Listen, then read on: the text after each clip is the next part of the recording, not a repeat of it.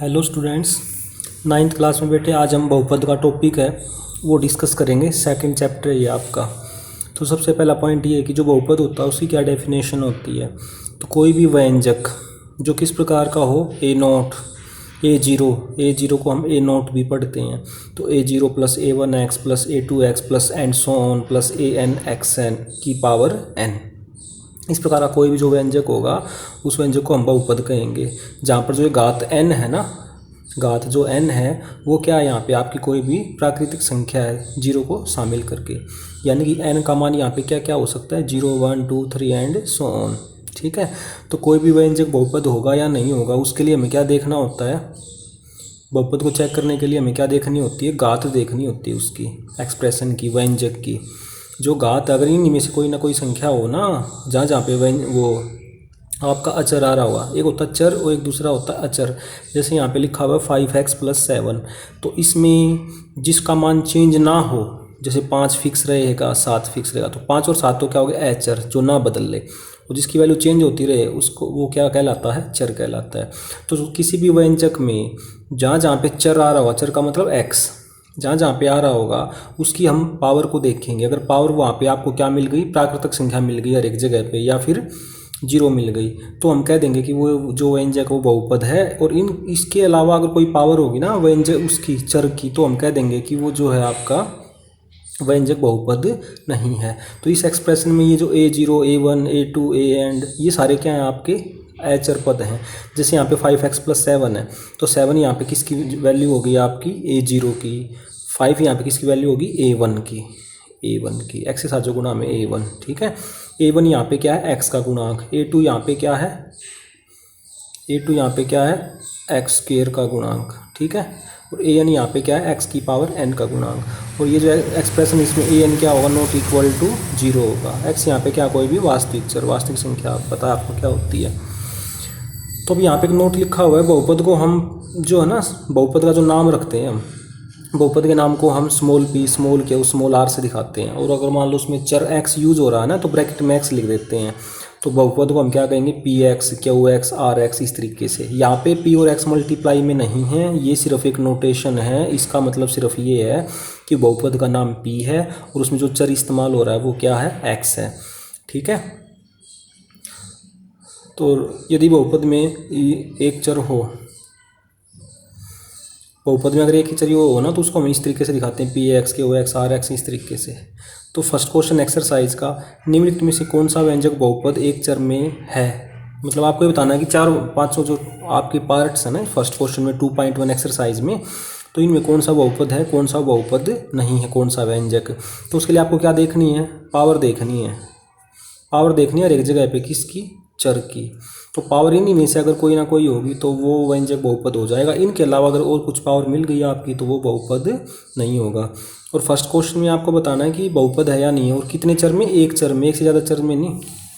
तो जैसे first part है, तो फर्स्ट पार्ट में यहाँ पे आपका चर क्या है, x है। तो इस पूरे बहुपद को आप इस पूरे व्यंजक को आपने क्या नाम दे दिया, p नाम दे दिया। और यहाँ पे चर क्या यूज हो रहा है, x, तो आप इसको px भी लिख सकते हो, px = ठीक है। ऐसे ही सेकंड वाले में क्या यूज हो रहा है, चर y, तो इस पूरे बहुपद को आपने p नाम दे दिया। और यहाँ पे जो भी चर यूज हो रहा है वो ब्रैकेट के अंदर लिखना होता है, y यूज हो रहा है = का साइन। ठीक है, ऐसे यहाँ पे क्या यूज हो रहा है, t, तो इस पूरे को आपने p नाम दे दिया। जो भी आपका चर यूज हो रहा है वो ब्रैकेट में t लिख दिया। ब्रैकेट में लिखने का मतलब ये है कि वो चर आपका यूज हो रहा है। यहाँ पे इस पूरे को आपने p नाम दे दिया, y यूज हो रहा है। ठीक है, इस पूरे, अब यहाँ पे देखो, यहाँ पे 3 चर यूज हो रहे हैं, x भी, y भी और t भी। तो इस पूरे को पहले तो आपने क्या नाम दे दिया, p नाम दे दिया, p नाम दे दिया पूरे को। और जो से यूज हो रहे हैं, x, y, t। तो ये जो है आपका, ये कितने चरों में है, 3 चरों में है। तो एक चर में बहुपद कौन कौन सा इन 5 में से, ये बताना। तो बहुपद को चेक करने के लिए आपको पावर देखनी है, पावर इन्हीं में से होनी चाहिए कोई ना कोई। तो जैसे यहाँ पे x की पावर 2 है, x की पावर 1 है, तो जहाँ जहाँ पे चर आ रहा है ना वहाँ पे x की पावर प्राकृतिक संख्या है। तो x की पावर अगर प्राकृतिक संख्या हो केवल, जहाँ जहाँ पे चर आ रहा हो, तो वो व्यंजक हमेशा क्या होगा, बहुपद होगा। तो ये पहले वाला जो है ना आपका बहुपद हो जाएगा। दूसरे वाला देखना, y की पावर 2 है यहाँ पर, मतलब 2 भी एक प्राकृतिक संख्या है, तो ये भी आपका क्या हो जाएगा, बहुपद हो जाएगा। आपको ना चर की पावर देखनी, अचर की नहीं देखनी। अचर की पावर चाहे कुछ भी हो।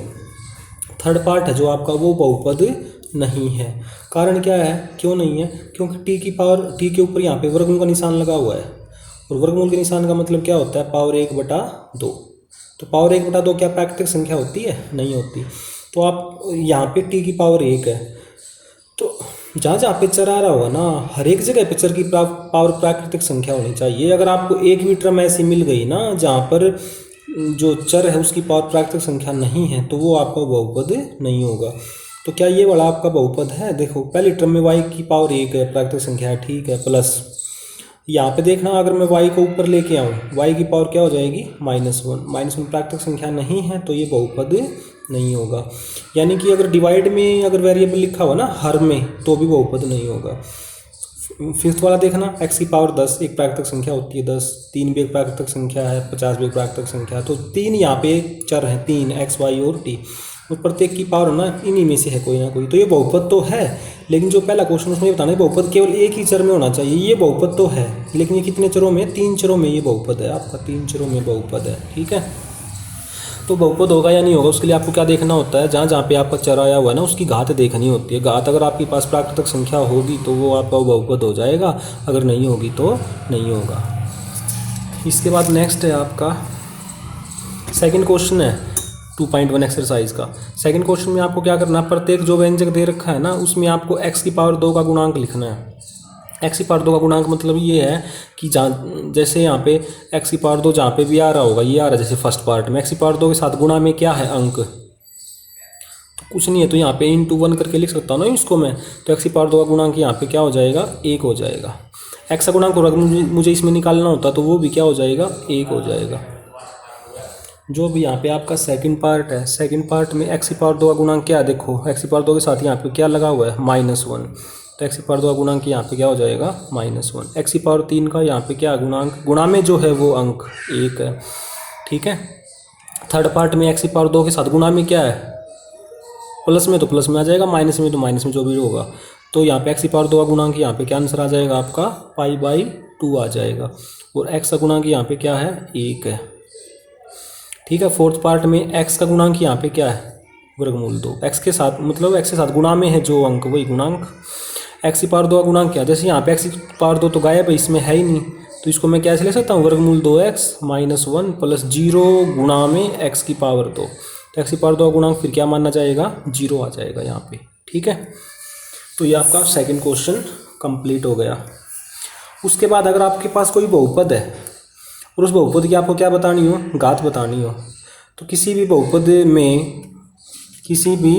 बहुपद में चर की जो सबसे बड़ी शक्ति होगी ना, वही जो सबसे बड़ी पावर होगी ना किसी भी चर की, किसी बहुपद में, जहाँ पर उसका जो गुणांक होगा, चर का जो गुणांक होगा वो 0 के बराबर अगर ना हो, तो उस बहुपद की जो सबसे बड़ी घात है, उस बहुपद में चर की जो सबसे बड़ी पावर होगी ना, वो पावर उस पूरे बहुपद की क्या बन जाएगी? घात बन जाएगी। बट कंडीशन है कि जो सबसे बड़ी पावर है जहाँ पे वो उसका जो गुणा, उसके साथ गुणा में जो अंक है वो 0 नहीं होना चाहिए, ठीक है। जैसे फोर्थ क्वेश्चन में आपको क्या करना है? बहुपद दे रखे हैं और बहुपदों की आपको क्या निकालनी है? घात निकालनी है। तो यहाँ पे जैसे फर्स्ट पार्ट है, फर्स्ट पार्ट में देखो यहाँ पे x की पावर 3 है, यहाँ पे पावर 2 है, यहाँ पे पावर 1 है। तो 3 जगह पे चर आ रहा है, तो तीनों जगह में से सबसे बड़ी घात कौन सी है? ये 3 है, ये रही सबसे बड़ी पावर 3 है ना x की।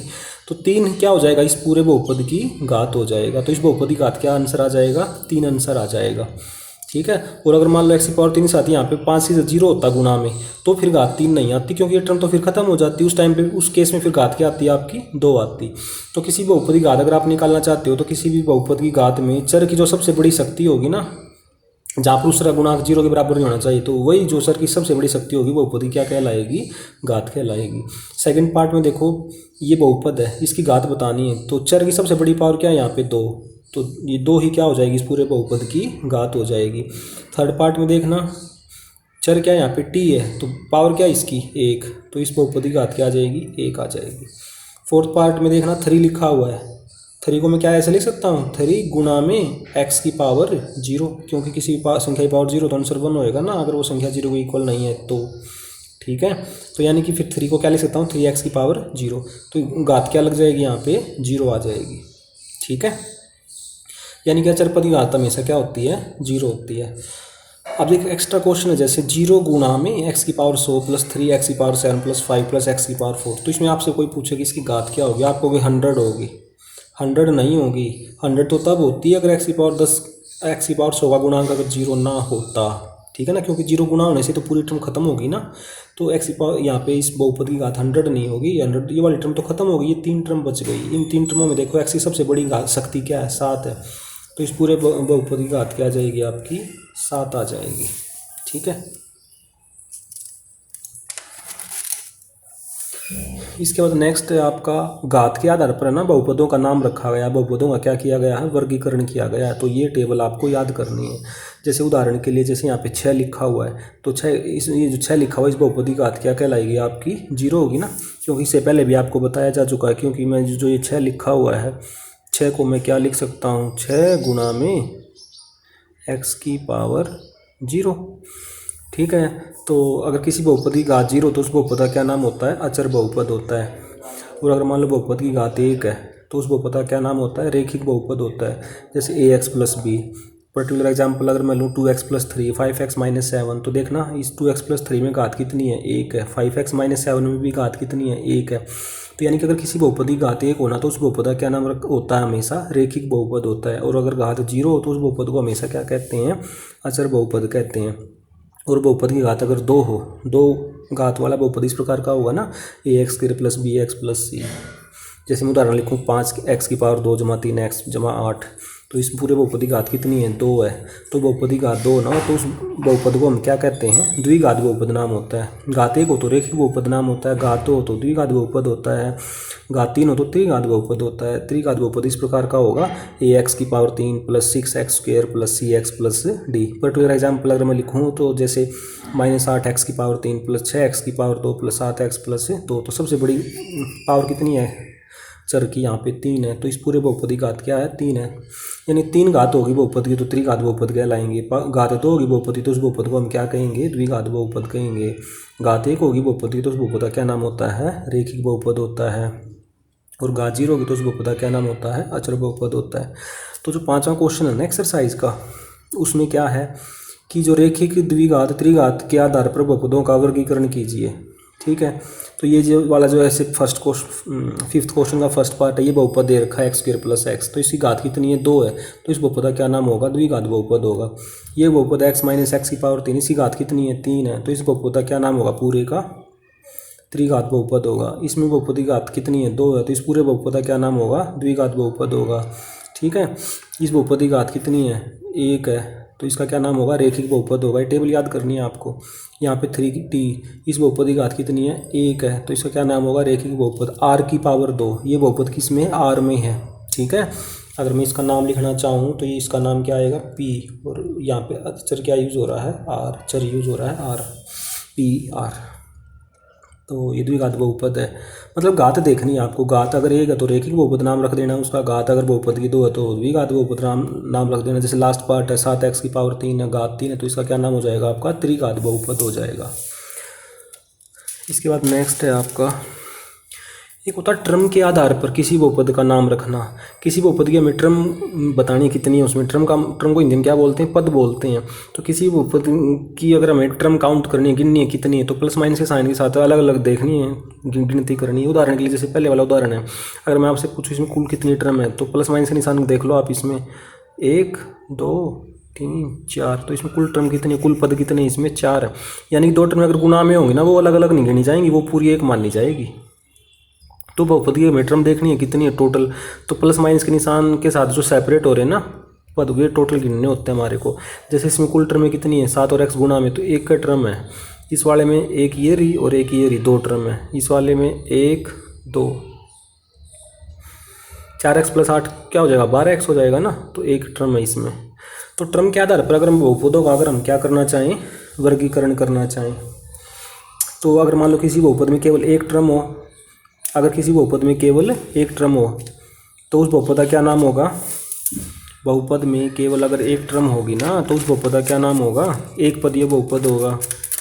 ठीक है। अगर 2 टर्म में होंगी बहुपद में तो वो इस प्रकार का बहुपद होगा एक्स प्लस बी या 2x+7, तो उसको हम क्या कहेंगे, द्विघातीय बहुपद कहेंगे। अगर 3 टर्म होंगी बहुपद में, जैसे 1 2 3 1 2 3, तो त्रिपदीय बहुपद, मतलब जितने उसमें टर्म आ रहे होंगे, जितने उसमें पद आ रहे होंगे, उतने पदीय बहुपद हो जाएगा वो। ठीक है, तो जो इसमें एक्सरसाइज में आपका कौन सा क्वेश्चन था, तीसरे क्वेश्चन उसने 2 बातें पूछी हैं।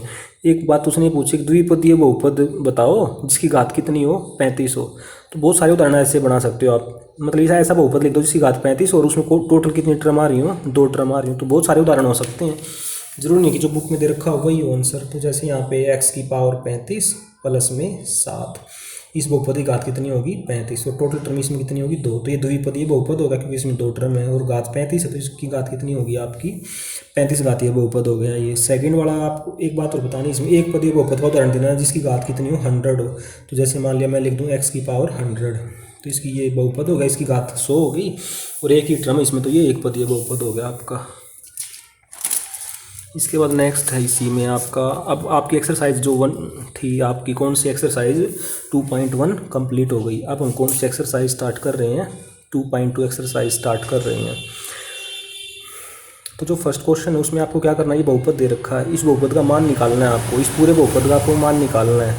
तो फर्स्ट क्वेश्चन में 3 पार्ट हैं। इस पूरे बहुपद का मान आपको कब निकालना है, जब x की वैल्यू 0 हो, और जब x की वैल्यू -1 हो तब भी निकालना है, x की वैल्यू 2 हो तो भी निकालना है। तो सबसे पहले इस बहुपद को आपने p नाम दे दिया, इसमें चर क्या इस्तेमाल हो रहा है, x, तो p ऑफ x नाम हो गया इस बहुपद का। x को 0 रखो। जब फर्स्ट क्वेश्चन का जो फर्स्ट पार्ट है वो क्या कह रहा है कि आपको इस पूरे बहुपद का मान निकालना है, इस पूरे का, जब x की वैल्यू कितनी हो, 0। तो x को 0 रख दो, एक्सप्रेशन इस पूरे में 1। तो इस पूरे में जहाँ जहाँ पे 1 आ रहा है ना, वहाँ इस पूरे में जहाँ जहाँ पे x आ रहा है, तो वहाँ x को क्या रख दो, 0। तो यहाँ पे x को 0 रखा, राइट साइड में 5 गुना में 0 रखा x को, यहाँ पे -4, x को 0 रख के पावर 2 + 3। ठीक है, तो 5 को 0 से गुना करोगे 0 आएगा, फिर 0 की पावर 2 है तो 0 को 4 से गुना करोगे 0 आएगा, +3, तो 16 के क्या आ गया, 3 आ गया। यानी कि पता है क्या, ये बहुपद का मान आ गया, इस पूरे बहुपद का मान आ गया जब x का मान कितना हो, 0। ऐसे ही आप x को -1 रख दो इस पूरे बहुपद में, जहाँ जहाँ पे x आया वो दोबारा से, तो 5x की जगह पे यहाँ पे -1 रखा, -4x की जगह -1 की पावर 2 + 3। अब इसको सोल्व कर लो, 5 गुना -1 से करोगे तो प्लस माइनस -5 हो जाएगा। -1 की पावर 2 है, -1 को -1 के साथ 2 बार गुना करोगे +1 आएगा, 4 एकम 4 प्लस माइनस से -4 + 3, -9 + 3, 16 के क्या आ जाएगा, -6 आ जाएगा। तो ऐसे ही आप थर्ड पार्ट खूब ट्राई कर लेना। अब जो आपका सेकंड क्वेश्चन है उसमें क्या करना है आपको, बहुपद है, बहुपद की वैल्यू निकालनी कब, जब x = 0, x = 1, x = 2, यानी कि P0 P1 P2 निकालना आपको सेकंड क्वेश्चन में, जितनी पार्ट्स हैं हर एक में। तो जैसे सेकंड क्वेश्चन का जो फर्स्ट पार्ट उसमें बहुपद में P है, बहुपद का क्या नाम रख दिया, P नाम रख दिया, उसमें चर क्या यूज़ हो रहा है, y। तो Py = y² - y + 1। तो इस पूरे बहुपद का मान निकालना है आपको कब, इस पूरे ये बहुपद दे रखा है बेटे, इस बहुपद के लिए आपको P0 P1 P2 ये निकालना है। P0 का मतलब y की जगह पे क्या रखना है, इस पूरे में 0 रखना है। P1 निकालने का मतलब y की जगह पे, मतलब पूरे बहुपद की वैल्यू निकालनी जब y की वैल्यू 1 हो। ये P2 निकालने का मतलब ये है, इस पूरे में आपको y की जगह पे 2 रखना है। ठीक है, तो देयरफॉर y को 0 रखोगे, अगर आप इस पूरे एक्सप्रेशन 1 में जहाँ जहाँ पे y आया हुआ, तो 0 की पावर 2 -0 + 1, इसको सोल्व करोगे तो 16 के 1 आया। फिर y को 1 रखोगे इस पूरे में आप, फिर y को 1 रख के कैलकुलेशन सोल्व करोगे तो पूरे बहुपद की वैल्यू 1 आ जाएगी। फिर y को 2 रखोगे तो 16 के 3 आ जाएगा। ठीक है, ये फर्स्ट पार्ट हो गया। सेकेंड पार्ट में बहुपद क्या दे रखा है, 2 + t + 2t² - t की पावर 3। तो यानी कि सर यहाँ पे क्या यूज़ हो रहा है, t यूज़ हो रहा है। तो पहले t को 0 रखा, इसमें P0 आ जाएगा 16 के, t को फिर इसमें 1 रखा, P1 आ जाएगा 16 के, फिर t को इसमें 2 रख के कैलकुलेशन सोल्व करोगे तो ये आ जाएगा। सेकंड क्वेश्चन का थर्ड और फोर्थ पार्ट आपको खूब ट्राई करना है। इसके बाद है नेक्स्ट एक डेफिनेशन है कि x = अल्फ़ा, x = अल्फ़ा किसी बहुपद का शून्य कहलाएगा। x = अल्फ़ा किसी शून्य को होगा बहुपद Px का, यदि P ऑफ अल्फ़ा क्या हो जाए, 0। यानी कि उस बहुपद में अगर आप P ऑफ x अगर बहुपद, उसमें x को अगर आप अल्फ़ा रखें और पूरा बहुपद 0 बन जाए, तो वो जो वैल्यू होगी ना, उस वैल्यू को हम क्या कहेंगे, वो जो मान होगा उस मान को हम क्या कहेंगे, उस बहुपद का एक शून्यक कहेंगे। तो जो थर्ड क्वेश्चन है, जैसे थर्ड क्वेश्चन में क्या कर रखा है, थर्ड क्वेश्चन में जितनी पार्ट्स है ना, हर एक पार्ट में वो बहुपद दे रखा है और उस बहुपद के साथ एक x का मान और दे रखा है। तो आपको चेक ये करना है कि जो बहुपद दे रखा है और उस बहुपद के साथ वो जो x का मान है, जैसे फर्स्ट पार्ट में x का मान ये दे रखा है बहुपद के साथ, तो ये जो x का मान है ये इस बहुपद का शून्यक है या नहीं है। तो ये जो परिभाषा होती है शून्यक की, अगर कोई नंबर अल्फ़ा बहुपद का शून्यक होगा तो अल्फ़ा को उसमें रखने पर बहुपद में, तो पी ऑफ अल्फ़ा क्या हो जाएगा, 0 हो जाएगा। अगर ये बात हो गई तो शून्यक हो जाएगा, नहीं हुई तो नहीं होगा। तो जैसे ये बहुपद दे रखा है p of x is equal to 3x + 1, इस बहुपद में आप x को -1/3 रखो जहाँ जहाँ पे x आया हुआ है और सोल्व करो कैलकुलेशन। तो जैसे x को -1/3 रखा, राइट साइड में 3 गुणा में x को -1/3 रखा, +1, 3 से 3 कट गया, -1 + 1 0 आया। यानी कि जब आपने इस पूरे बहुपद में x की वैल्यू ये रखी तो इस पूरे बहुपद की वैल्यू किसके बराबर आ गई, 0 के बराबर आ गई। ठीक है, तो किसी मान x के किसी मान के लिए पूरा बहुपद अगर 0 बन रहा है तो वो जो मान होगा ना उस बहुपद का क्या कहलाएगा, एक शून्यक कहलाएगा। सेकंड पार्ट में बहुपद क्या दे रखा है, 5x - पाई, और x की वैल्यू आपको चेक करनी है 4/5 इस बहुपद का शून्यक है या नहीं है। तो इस एक्सप्रेशन को अगर मैं 1 नाम दे दूं तो एक्सप्रेशन 1 में आप x को क्या रख दो, 4/5 रख दो जहाँ जहाँ पे x आया हुआ है। ठीक है, तो यहाँ पे 5 से 5 बच जाएगा, 4 - 5, ये 0 के इक्वल हो नहीं सकता। यानी जब आपने x की ये वैल्यू रख के इसको सोल्व किया ना बहुपद को तो 0 नहीं आ रहा, तो इसका मतलब ये जो वैल्यू होगी x इक्वल टू 4/5 इस बहुपद का शून्यक नहीं होगी। तो आसान है बिल्कुल, कोई मान बहुपद का शून्यक होगा या नहीं होगा उस मान को उस बहुपद में रख के देख लो। अगर बहुपद की वैल्यू 0 आ रही होगी जैसे फर्स्ट पार्ट में आ रही थी तो वो मान उस बहुपद का शून्यक हो जाएगा। सेकंड पार्ट में आपने देखा है x का मान रखने पर बहुपद 0 के बराबर नहीं आ रहा, तो वो जो वैल्यू होगी उस बहुपद का शून्यक नहीं होगी। ठीक है, थर्ड पार्ट में बहुपद क्या गिवन है आपको, x² - 1। तो x के दो मान दे रखे हैं यहाँ पे, एक +1 और एक -1, ये दोनों मान चेक करने हैं कि इस बहुपद के शून्यक हैं या नहीं है। तो पहले आपने क्या करना है, एक मान रखना है एक टाइम पर, x इक्वल टू 1 रख के देखा एक्सप्रेशन 1 में, तो p1 1 की पावर 2 -1, तो x को जब आपने 1 रखा एक्सप्रेशन 1 में तो 0 आ गया। तो इसका मतलब क्या हो गया, x को 1 रखने पर पूरा बहुपद 0 हो रहा है, तो इसका मतलब x इक्वल टू 1 इस बहुपद का एक शून्यक है।